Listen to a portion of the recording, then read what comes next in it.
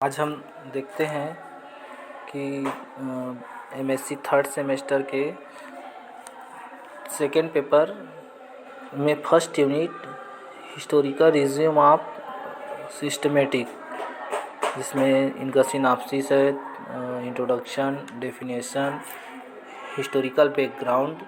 इस historical background को हमको 6 पीरियड में पढ़ना है, जिसमें फर्स्ट पीरियड जिसका एक और नाम लोकल फौना है, सेकेंड पीरियड जिसका दूसरा नाम लिनियस एंड उसके कंट्रीब्यूट्स है, थर्ड पीरियड में हमको एम्पिरिकल अप्रोच पढ़ना है, इनका फोर्थ पीरियड में हमको डार्विन और फाइलोजेनेसी पढ़ना है, फिफ्थ पीरियड को पॉपुलेशन सिस्टमेटिक कहा गया है, और इनका सिक्स पीरियड है जो करेंट ट्रेंड्स पर आधारित है। फिर हम उनका देखेंगे कंक्लूज़न और रेफरेंस। देखते हैं इंट्रोडक्शन क्या होता है। हमको ये जानना है कि बायोसिस्टमेटिक होता क्या है।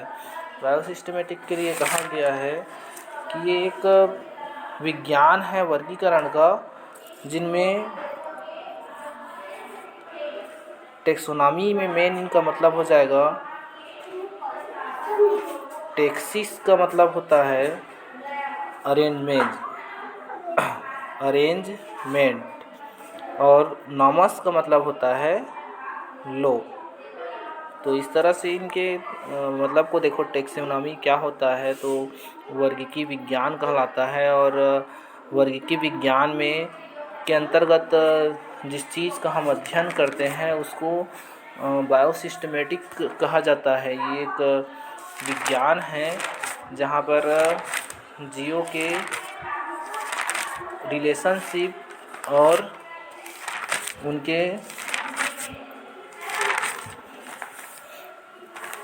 ऑर्गेनिज्म का अध्ययन किया जाता है। इस तरह से हम कहें कि क्या क्या इनमें और इंट्रोडक्शन में लिखा जा सकता है, तो विभिन्नता प्रकृति का नियम होता है। इस नियम के आधार पर प्रत्येक जीव अपने आप को प्रकृति के समान बनाए रखता है, क्योंकि जीवों की संख्या अत्यधिक है और इनका अध्ययन करना जटिल होता है। इस कारण विभिन्न वैज्ञानिकों के द्वारा जीवों के अध्ययन को हम 6 पीरियड में विभाजित कर सकते हैं, और इनको अध्ययन को सरल करने के लिए एक विज्ञान की शाखा बनाया गया जिसको बायोसिस्टमेटिक का नाम रखा गया। इनके अंतर्गत जीवों के ऑर्गेनाइजेशन और रिलेशनशिप का अध्ययन किया जाता है।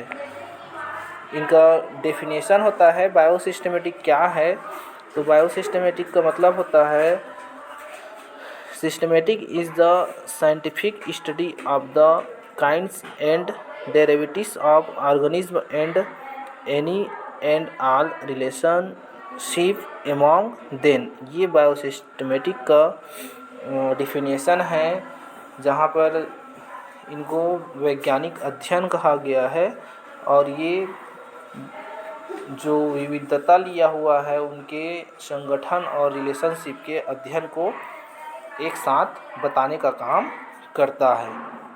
नेक्स्ट है, इसका हम देखते हैं हिस्टोरिकल रिज्यूम। क्या क्या पाया गया है हिस्टोरिकल रिज्यूम में और कैसे इनका अध्ययन किया गया है। हिस्टोरिकल रिज्यूम में कहा गया कि इनका बेस होता है जिनमें फर्स्ट पीरियड में बांटा गया। फर्स्ट पीरियड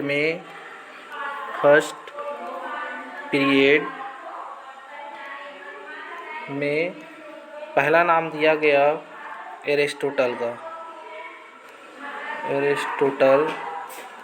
इनके योगदानों को हमको अध्ययन करना है। इन्होंने 384 से 322 BC तक योगदान दिया है, और इनके महत्वपूर्ण योगदान में ये है कि इन्होंने सर्वप्रथम एनिमल को डिवाइड किया दो भाग में बांट दिया गया। इनका पहला नाम था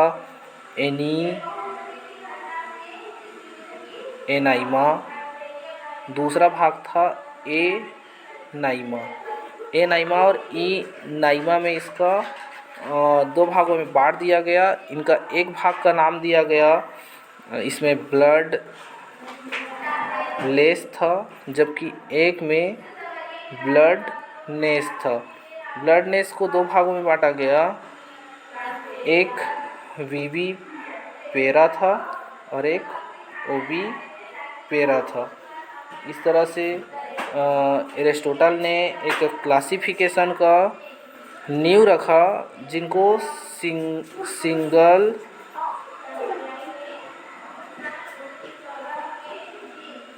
गेजेड स्केला का नाम दिया गया। और अरस्तु जो होता है वे फादर ऑफ बायोलॉजी के नाम से भी जाने जाते हैं। इनका महत्वपूर्ण योगदान जो है एम्ब्रायोलॉजी में रहा है। एम्ब्रायोलॉजी में इनका महत्वपूर्ण योगदान रहा है।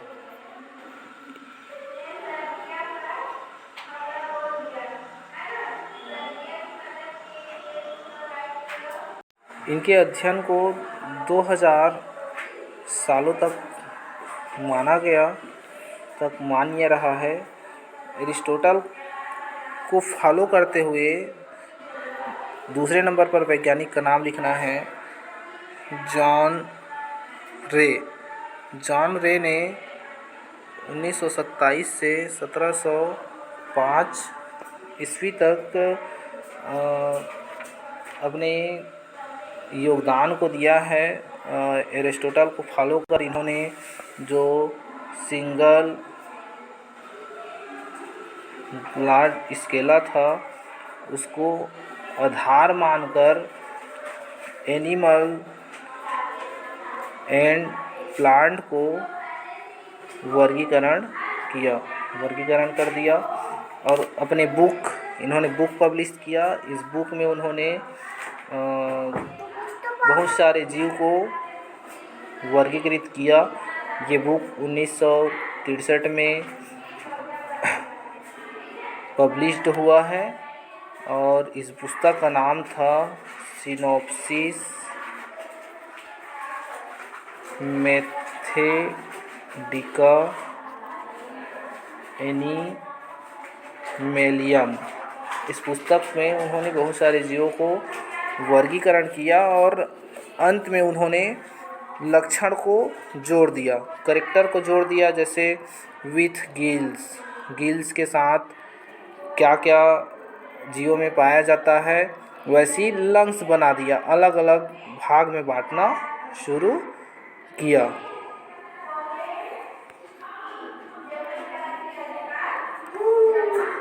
इन लक्षणों के आधार पर उन्होंने सबसे पहले स्पेसीज को डिफाइन किया। ये इनका मेन योगदान था।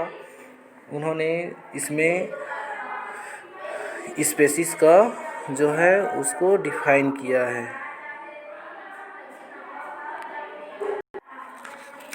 फिर देन है सेकेंड पीरियड में पहला योगदान रहा है वैज्ञानिक का कैरोलस वान लीने।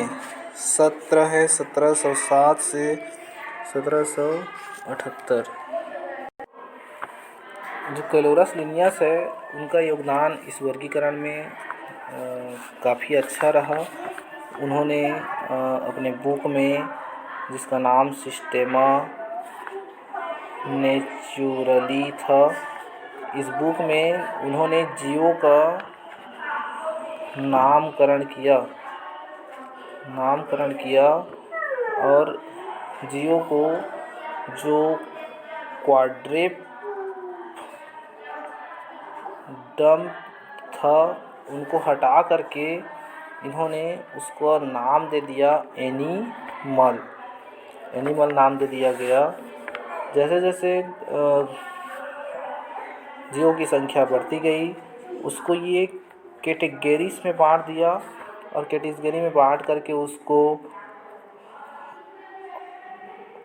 ऑर्डर, क्लासी और जीनस के साथ साथ स्पेसीज एंड वेराइटीज़ में बांट दिया। इन्होंने ही सबसे पहले हेरेरची का नाम दिया और क्लासिफिकेशन कैरेक्टर के बेस पर किया है। इनके द्वारा इंसेक्टा, वर्म व वर्टिब्रेट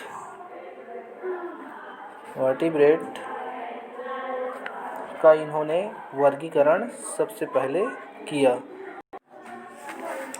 आगे एक वैज्ञानिक हुआ जिसका नाम था पीटर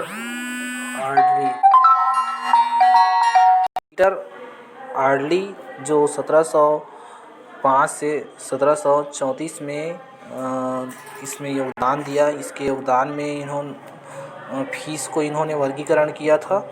इनको फादर ऑफ इथाइलॉजी कहा जाता है। इन्होंने फीस को इन भागों में बांटा है: बैबिलोथेरिया, इथाइलॉजिकल, फिजिका इथाइलॉजिकल, जेनेरा पीसियम, स्पेसीज पीसियम, सानियोमेला पीसियम। इन्होंने एक बुक भी पब्लिश किया। इस बुक को में इन्होंने 72 जेनेरा के एनिमल को दर्शाया, जिसमें फीस को 4 भाग में उन्होंने बांट दिया।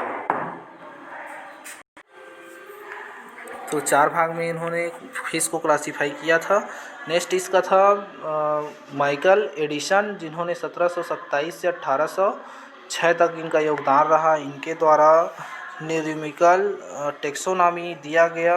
इनका कथन था कि classification could not be based on single area few character, मतलब क्लासिफिकेशन को एक ही लक्षण के आधार पर वर्गीकरण नहीं किया जा सकता था। इन्होंने comparison of the many character of possible का इन्होंने वर्णन किया था। इनके साथ साथ ये सेकेंड पीरियड में इस तरह से योगदान रहा। थर्ड पीरियड में देखते हैं। थर्ड पीरियड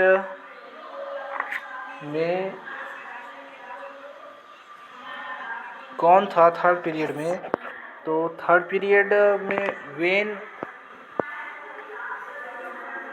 बर्न लॉ हुआ। इन्होंने थर्ड पीरियड में योगदान दिया। वेन बर्न लॉ, इन्होंने अपने एक नियम में कहा कि the younger the embryo more closely did resemble other embryo of the same stage of development.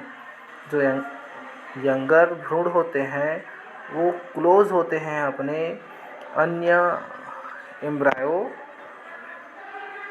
के जीवों के साथ में। वन वेयर जो होते हैं वो निम्न टाइप्स के थे। इन्होंने जीवों में जर्नल कैरेक्टर जो पहले आते हैं उनको इन्होंने डिफाइन किया। ये उनके कैरेक्टर है। इनको आप वीडियो पोस्ट करके लिख सकते हैं। नेक्स्ट था इनका वैज्ञानिक में बायोजेनेटिक लोग मुलर और हकल का जो सिद्धांत था उनको नेक्स्ट पीरियड में या फिर थर्ड पीरियड में जगह दिया गया। मुलर और जो इर्नेस्ट हकल था उनको इनके आधार पर कहा गया कि जो जाति होती है उनके लक्षणों की उत्पत्ति उनमें पहले से ही आ जाता है। इन्होंने कहा था, उन्होंने ऑन्टोजेनेनी रिसेप्टोफाइलोजेनेनी कहा, मतलब जो जाति के लक्षण है वो पहले आते हैं, फिर उसके बाद स्वयं के लक्षण आते हैं। इन्होंने कहा इनका योगदान था कि विकास के क्रम में इन्होंने इंटर रिलेशनशिप को समझाया कि जो जीव है उसमें एवोल्यूशन बेस पर होता है। इनका योगदान रहा था। एर्नेस्ट हकल द्वारा केल्डा क्रेम या ब्रांचेस का विकास हुआ था। नेक्स्ट फोर्थ पीरियड था फोर्थ पीरियड में डार्विन था, उनका योगदान था इसमें। डार्विन के बहुत सारे योगदान थे। डार्विन के योगदान में क्या क्या आता है, तो इन्होंने इवोल्यूशन पर काम किया था। नेचुरल सिलेक्शन इन्होंने ही दिया है। स्पेसीज को पकड़ा और स्पेसीमेन बनाया। इसके साथ साथ इन्होंने उसके बदलते लक्षण का अध्ययन किया और मिसोलॉजी का विकास हुआ। वैरायटी टर्म के आधार पर उन्होंने नेचुरल सिलेक्शन या टेक्सोनॉमी कैरेक्टर के आधार पर अध्ययन किया। उसके साथ साथ नॉमेनक्लेचर का विस्तार भी होता रहा, जहां बाइनॉमियल नॉमेन का विस्तार अंतर्राष्ट्रीय स्तर पर हुआ, जहां कोड विकसित हुआ। इस कोड के कारण ICZN का विकास हुआ। यह भी सिस्टमेटिक के लिए महत्वपूर्ण योगदान रहा। डिस्टेंस विथ न्यू कैरेक्टर को जोड़ देने का भी योगदान डार्विन में रहा। डार्विन ने स्पेसीज को डिफाइन कर स्पेसिएशन को समझाया और कहा स्पेसीज कॉन्सेप्ट दिया, जिसमें सिमिलरिटी, रिप्रोडक्टिव यूनिट और जेनेटिकल यूनिट को इन्होंने उसमें जोड़ दिया। इसके साथ साथ स्पेसीज को कई भागों में बांट दिया, जैसे सभी स्पेसीज में चेंज कर दिया। उसमें विभिन्नता पाया गया, जिसको इन्वायरमेंटल के कारण से हो रहा है ये बताया। उसी के आधार पर इवोल्यूशन होता है। इवोल्यूशन के आधार पर जाति को परिभाषित किया गया और पॉपुलेशन के आधार पर उन्होंने जेनेटिक और इकोलॉजी को बताया। ये फोर्थ पीरियड था। उसके बाद इनका फोर्थ पीरियड के बाद फिफ्थ पीरियड में पॉपुलेशन सिस्टमेटिक कहा गया। पॉपुलेशन सिस्टमेटिक क्या होता है, तो population systematic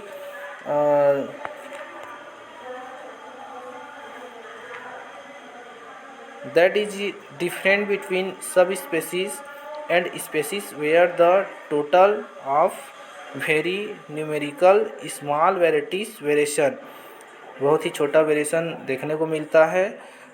that much the local of geographical variation were close related with the environment। इनका सिक्स पीरियड जो था वो करेंट बेस पर आधारित था, जिनको आज की स्टडी के आधार पर हम करते हैं।